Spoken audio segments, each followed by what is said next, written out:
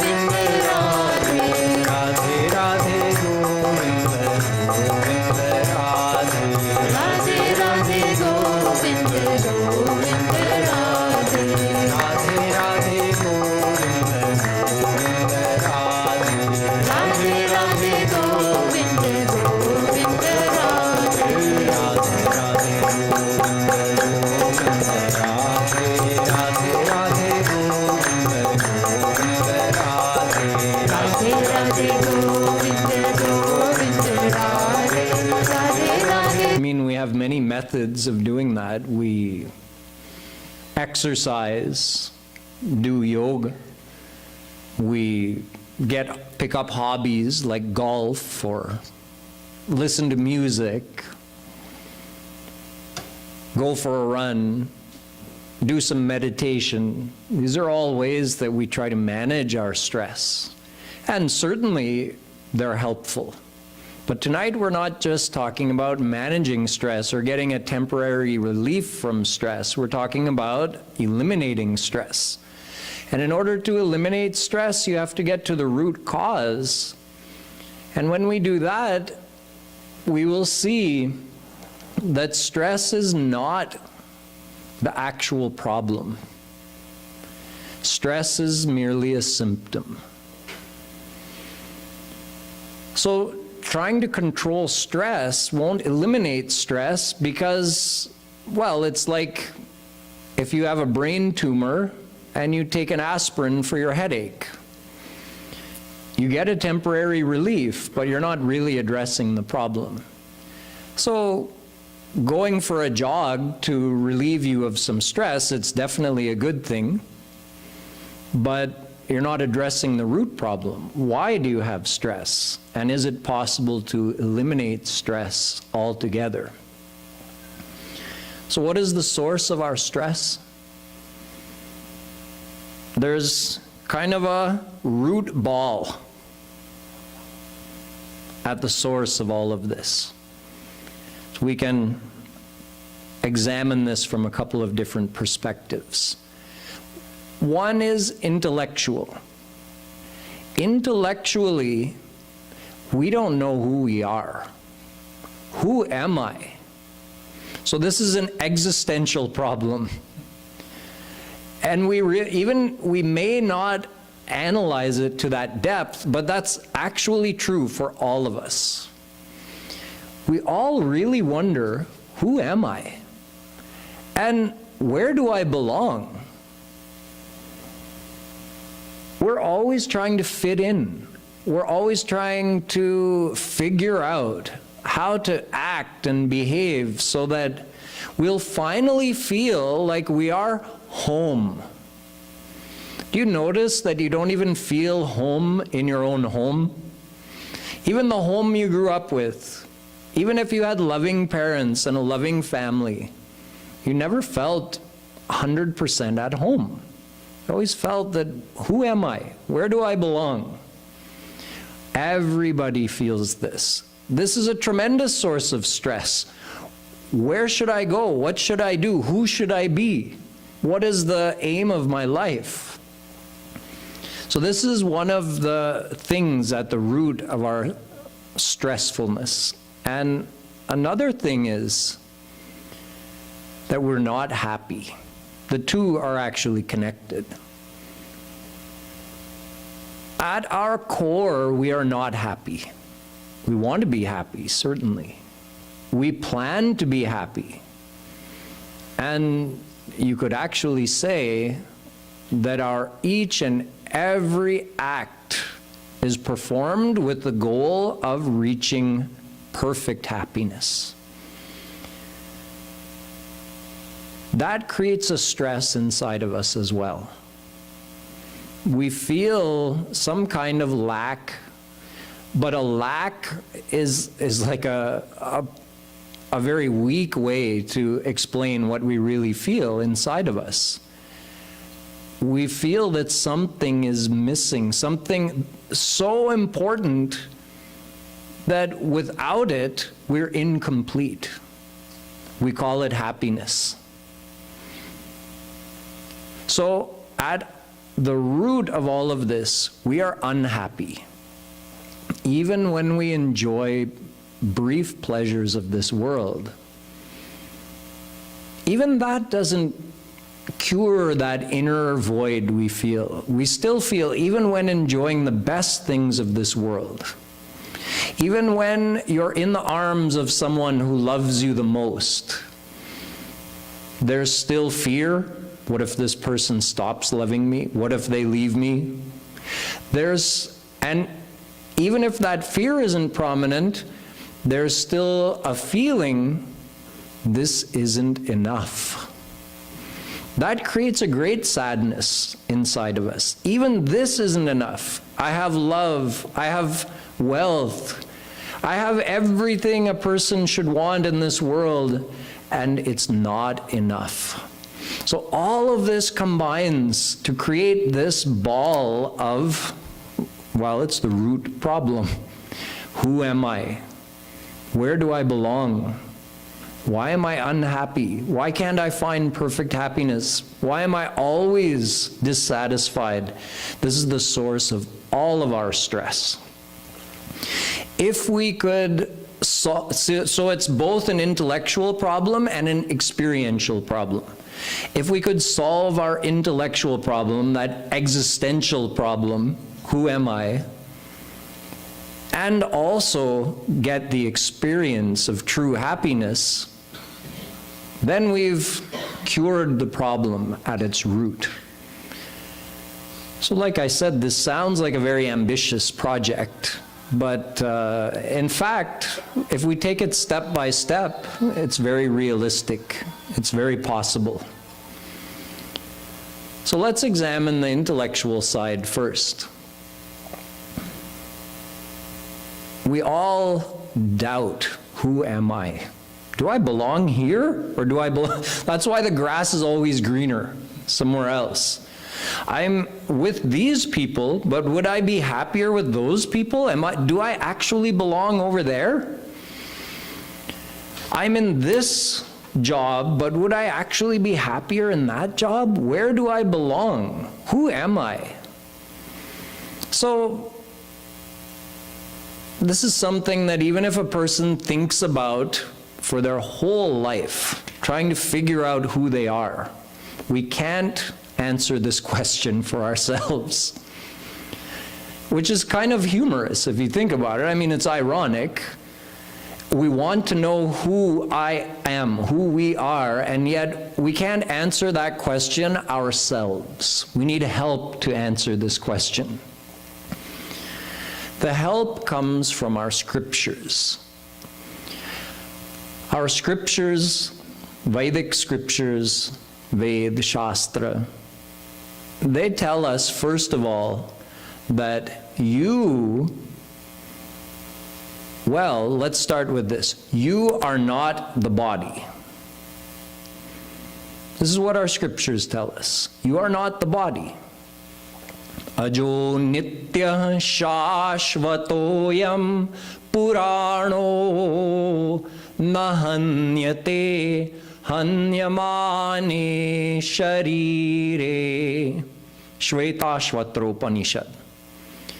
The body dies, but you don't die. So you are something other than the body. See, the scriptures tell us this, but we can also know logically. You see someone, you knew them, just a few minutes ago they were alive, and now although the body is lying there, they are no longer there. They died. Their body died. So you can logically deduce that whatever that individual was, it's not this body, because the body is still here, but they're gone. Where did they go? I don't know. I didn't see them leave, but they're no longer here. So we're going to get rid of this body. But this mantra from Shvetashvatra Upanishad says, you are not killed by the death of the physical body. So you're something more than the body. Okay, then, I must be my mind. You're not your mind either. Because when you go to sleep at night, you enter into a state called Sushupti Avastha. In this Sushupti state, you're even beyond dreams. Before that, you go through a dreaming state, swapnavastha. In that state, your mind is still active, your subconscious mind. But when you go into sushupti, then even the subconscious mind becomes quiet. Your whole mind merges into a completely inactive state. During this time, we actually do get a relief from stress, but it's only temporary. It only lasts for as long as we're in this sushupti state. Even when you're dreaming, you still feel stress. So the dream world is not a relief from stress, but that deep, dreamless sleep, that's a relief from stress. It's a relief from all thoughts, all feelings. But then you wake up. So when you wake up, you feel, okay, I'm the same person I was yesterday. I'm the same person who fell asleep last night. And I'm the same person who was dreaming, and I'm the same person who is in that deep dreamless sleep of which I have no recollection. And now I'm the same person who's awake. So I was continuous throughout, even when my mind technically wasn't there during deep dreamless sleep. So I am not my mind either. I am not my body, and I am not my mind. Then what am I? Our Shastras tell us that we are souls. We are Atma. The Atma is the true identity. So the thing that feels stress is not actually you, it's your mind. The thing that feels pain, physical pain, your body, that's not actually you. This is your sthul sharir, your gross physical body. The mind is called your subtle body, because while you're inhabiting a body, the mind actually takes more or less, in a subtle way, the shape of your physical body. So it's called the mental body or subtle body. We call sukshma sharir. But the soul is neither the physical body nor the subtle body, nor even the karan sharir. See, during pralay, when the whole universe is dissolved, souls, along with the whole world, merge into God temporarily until creation happens again. During that time, your sthul sharir, the physical body, is eliminated, and even the sukshma sharir, the mind, is dissolved back into the mayic energy. At that time, your karan sharir remains, the causal body, which is actually an extremely subtle covering around the soul, which is made up of our vasanas, our desires, our sanskars.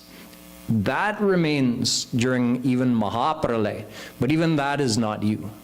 So you are not the physical body, you are not the subtle body, you are not the karan sharir, the causal body.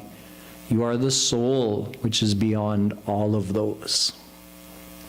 So this is part of the intellectual puzzle, understanding that we are souls. Now, where do we belong? We know we don't die when the physical body dies, but we keep going on and taking birth after birth, getting a new physical body each time, getting a new face, a new look every time. So this body is not me, and even my mind is not me, although it's a part of my personality. I am the divine soul, but where does the divine soul come from, and where does it belong?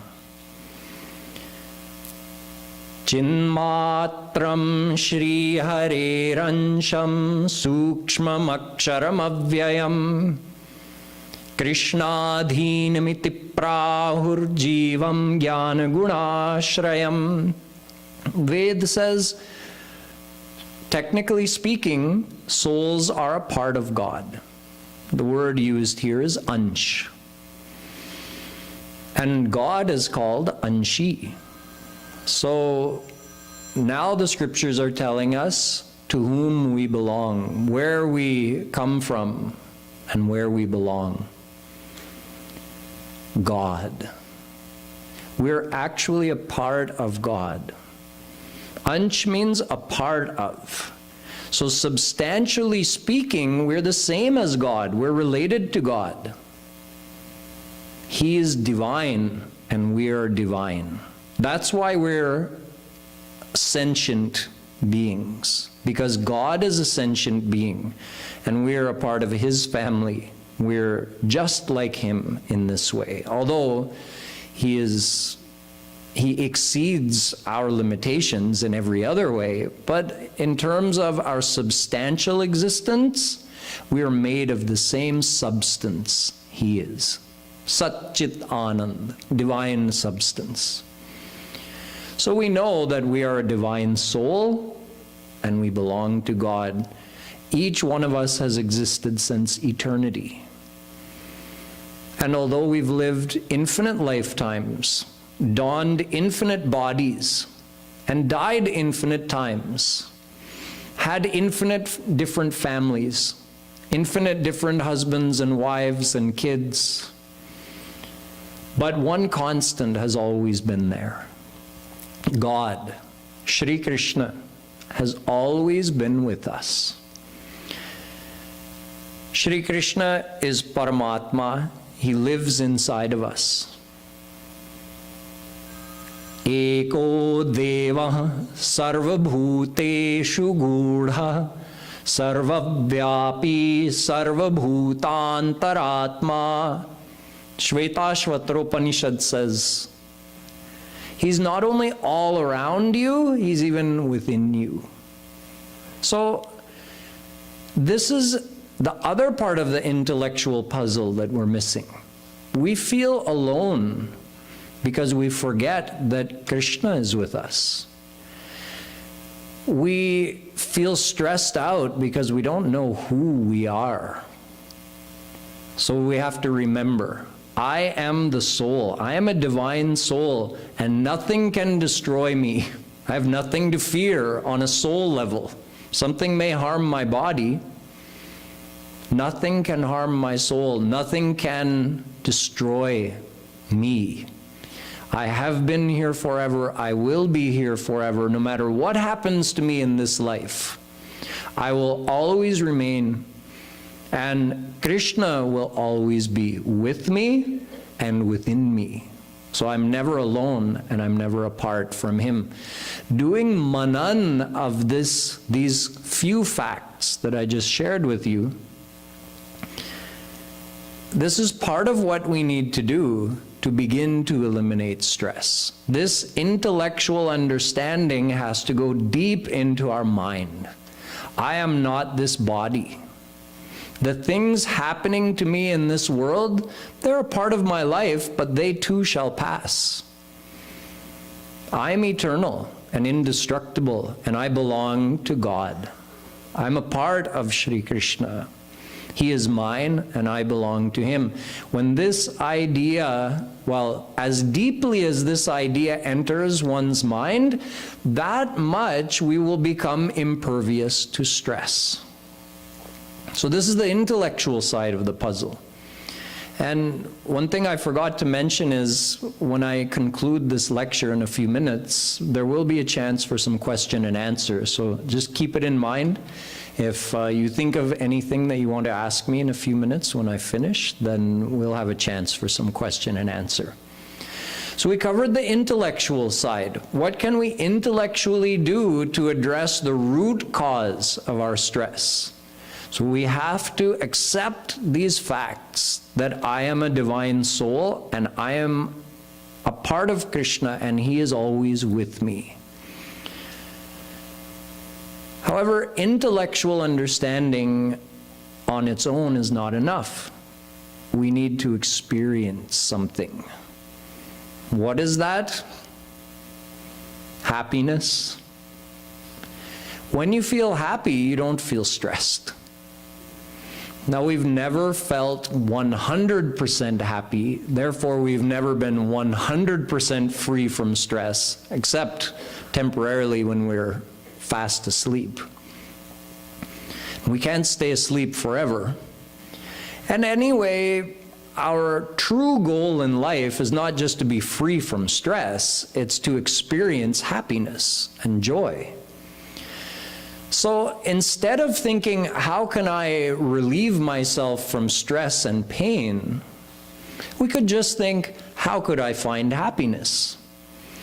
If we could find happiness, then the relief from stress and pain would be automatic. If you're happy, then it's understood that you're not stressed out. How do we find happiness? Well, happiness is none other than God. Anando Brahmeti Bhajanat. Taittiriya Upanishad says, God himself is happiness. Part of our stress is that we're looking for happiness and failing to find it. And that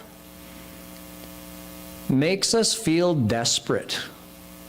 Why is it my life is going by and I've yet to find perfect love that can make me feel completely happy? My life is going by and I've yet to find that experience that makes me feel whole and complete. So we have to find that perfect happiness. The temporary pleasures of the world that every one of you experiences, you know they've never been enough. So thinking that getting more of the same is going to make you happy sometime in the future, that's not a logical approach. You've already experienced so much of this world, not only in this life, but all your past lives. In past lives, you've been a king, you've been a queen, you've been famous, powerful, you've been a beggar as well. And yet here we are. So these things, which we could even call trifling things, trivial pleasures of this world, which we desperately want to enjoy because we feel a hole inside of us and we're trying to fill it with these things. They can never fill that hole, because that hole is actually the desire to be one with God.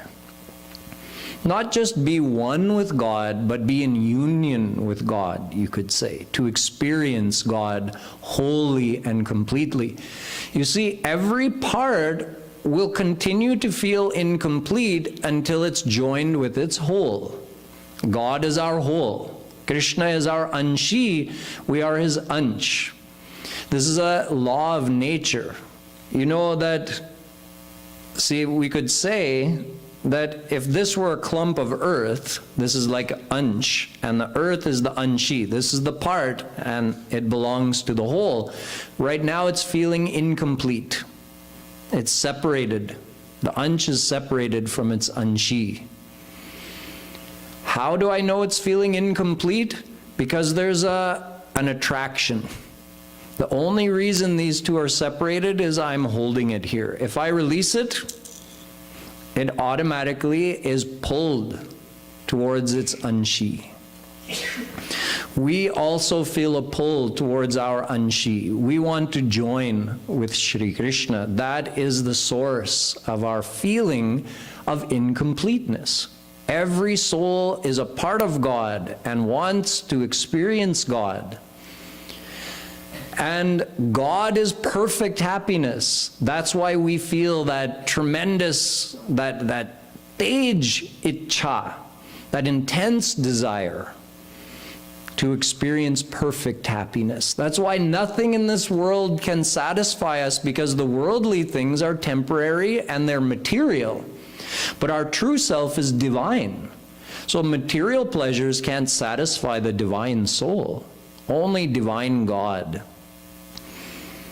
can make us feel complete. Divine happiness would be experienced as perfect happiness.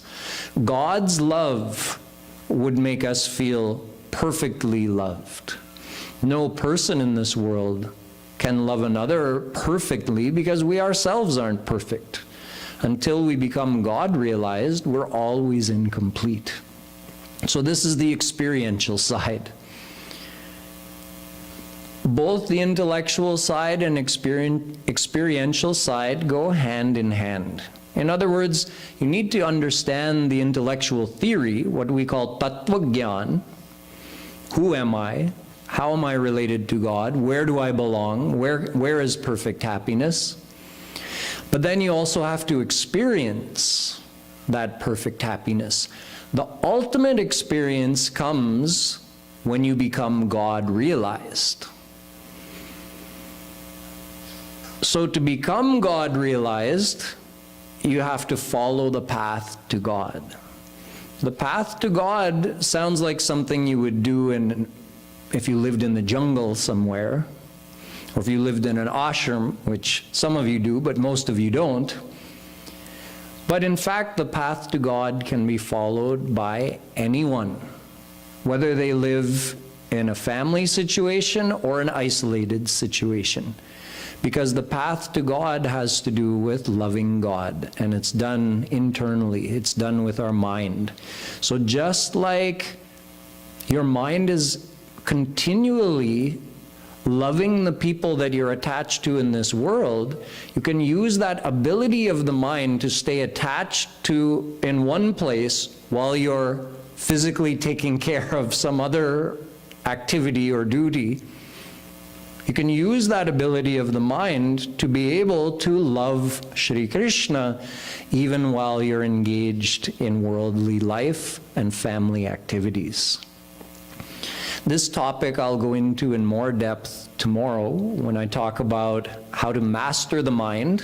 And along with this topic, we'll be talking about meditation and what is this path to God. How do we get to that ultimate experience that would make us feel perfectly happy and thus eliminate stress forever? Along the way, while we follow the path to God, it's not a long, empty path with only the payoff coming at the end. No, the path to God is a path which is actually full of experiences that keep bringing you closer and closer, a growing experience of God's presence within you and in your life. So what I'm saying is, this is a way, by following the path to God, it's a way of gradually filling that void, gradually filling it with a connection with Shri Krishna, where we gradually start experiencing divine happiness in a small way. And that grows and grows and grows, and simultaneously our intellectual understanding grows. So naturally, our feelings of insecurity and stress reduce as this devotional experience goes on, expanding as we follow the path to God. So I'll expand on this topic tomorrow during the Sunday morning satsang, which will be from 11 till 12:30. So during this time, I'll give a talk on mastering the mind, doing meditation, because meditation is an integral part of the path of God realization. So we'll discuss all of that tomorrow. And now we'll take a couple of minutes. If anybody has any questions, we'll take a minute and give you a chance to ask. We have a wireless mic so everyone can hear your question. Bhaiya, raise your hand again. So. Hello. It was a very nice topic. I enjoyed it. I just have one question, because we talk about spirituality in general. Spirituality is one way where we think that being thankful for what we have, does it actually help us to make our stress go down? Is that part of spirituality? is, having the ability, because as humans we all have desires. So being thankful for what we have in life, does it actually make us being more, less stress? I would say that's part of having a positive outlook. Being thankful for what we have is part of several things that we could keep in mind to maintain a positive outlook. But what we want to do is go even beyond that. We want to create a real connection with God that goes even deeper than just being thankful for the material things we have, but where we actually start feeling divine God's presence with us. So that's a much deeper goal.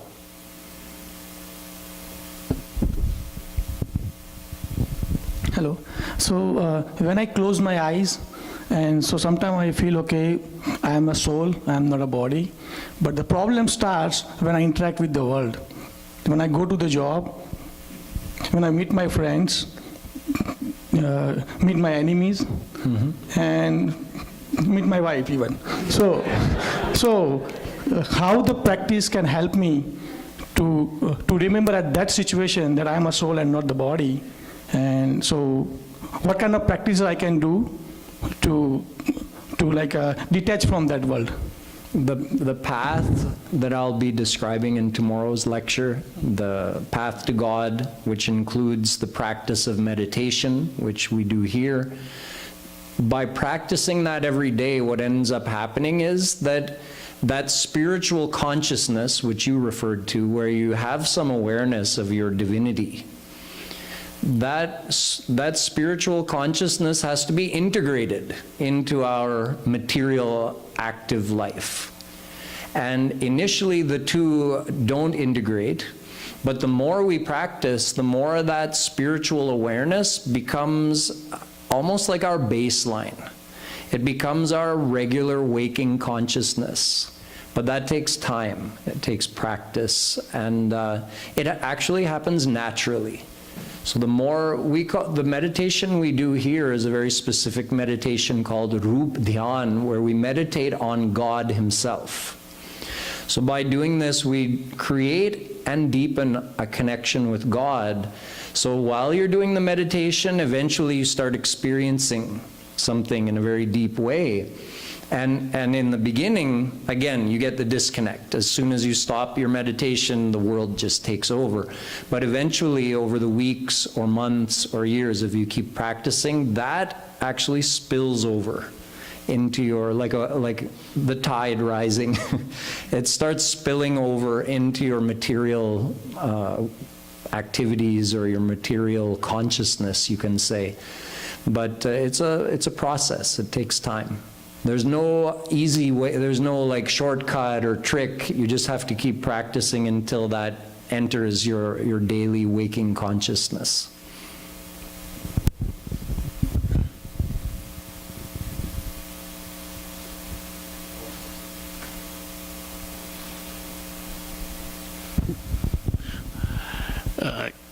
I wonder if you can tell us how to stop getting happiness from the wrong things.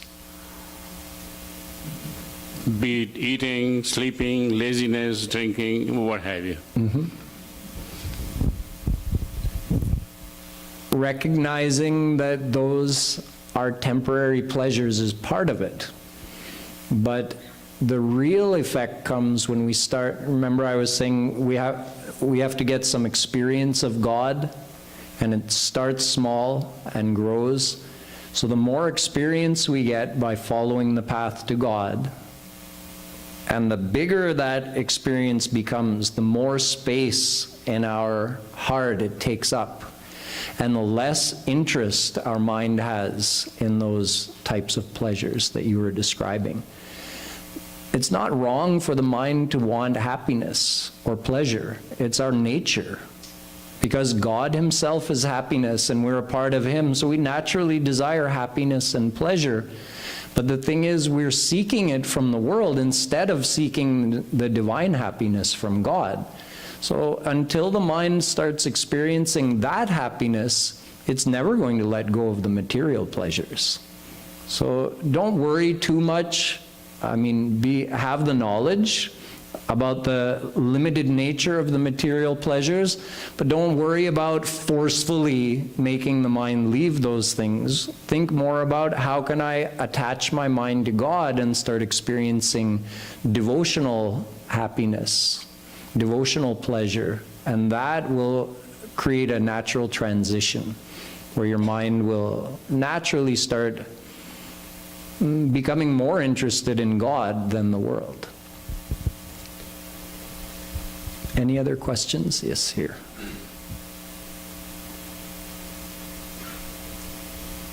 Hi. As you said, being intellectual, stress can be managed or stress can be reduced. What about like emotional intelligence? Like when you are in stress, your emotions can go up and down, and that it's really difficult to control emotions. Like it can be visible to your face, and it's a different situation while working, while at home, anywhere in the world. So how we have to control the emotions, like as a two theories you suggested, like being intellectual, but like emotional intelligence is a completely different thing. How we combine with spirituality? Well, there's two things.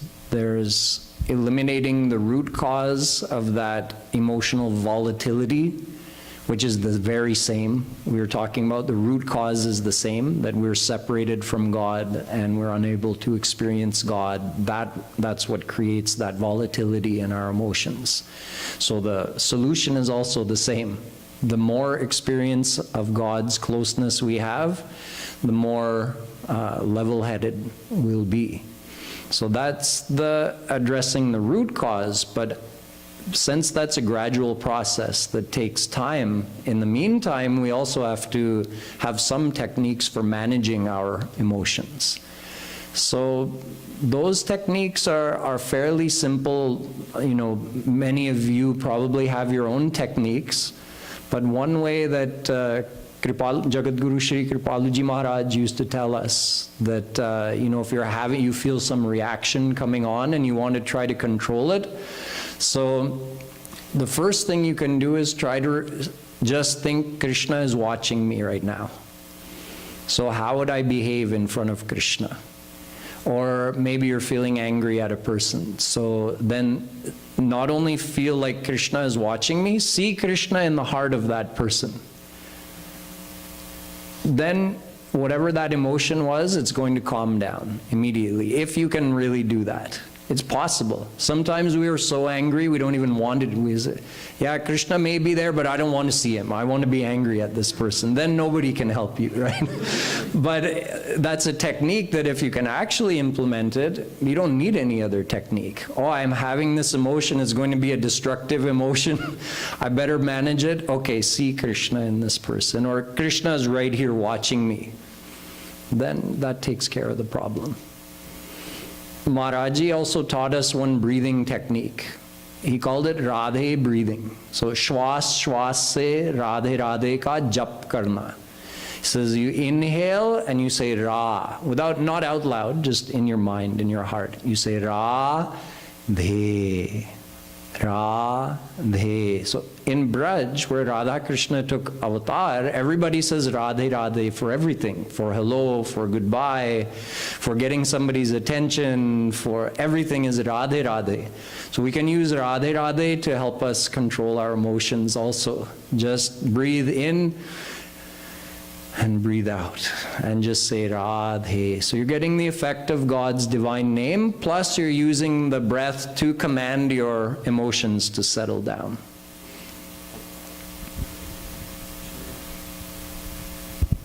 Radhe Radhe Bhayaji. It was a wonderful lecture right here. Where? Who? Okay. Surinder here. The question for you is, when the soul departs from the body, so is it instantly transferred to a different body or goes to Godhead first? It doesn't go to God, actually. It stays in the material realm. And depending on our karma, you know, someone could be immediately reborn in some other species or as a human somewhere else, or even in your own family you could be reborn. Or you could go to Swarg or Narak, so, and then eventually be reborn here on earth. So it's going to be different for every person. But unless we attained God in this life, you don't go to God and then go somewhere else. And God is managing the whole situation, but you'll just like go according to your karma. You don't go to God after dying. Even the heaven also is like temporary place to stay, right? It's not permanent. That's right. Thank you.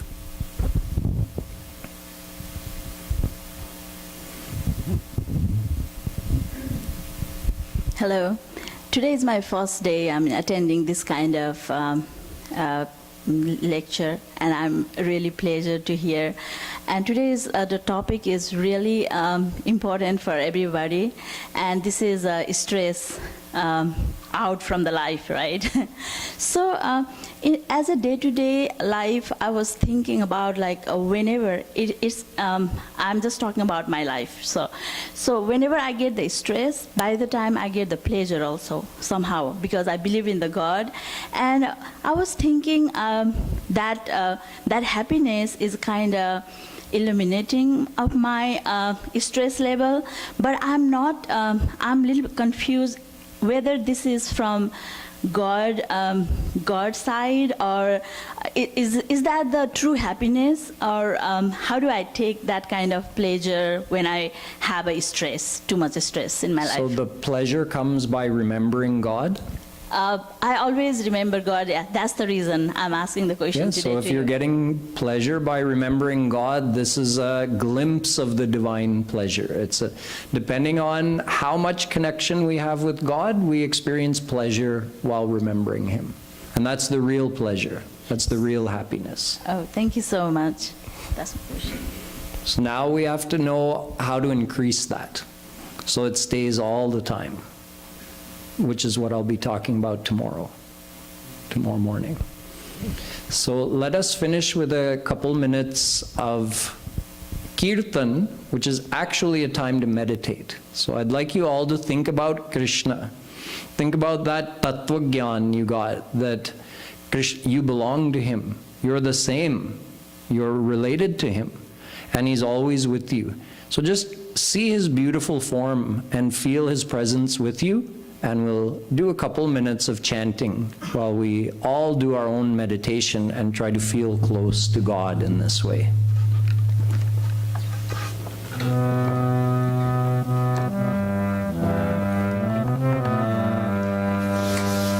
Radhe Radhe Govinda, Radhe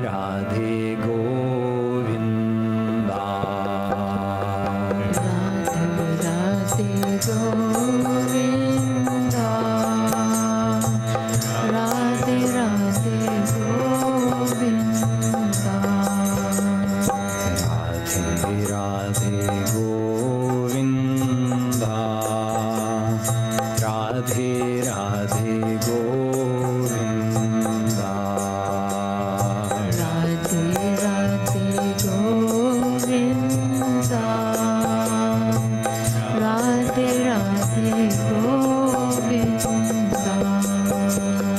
Radhe Radhe Govinda.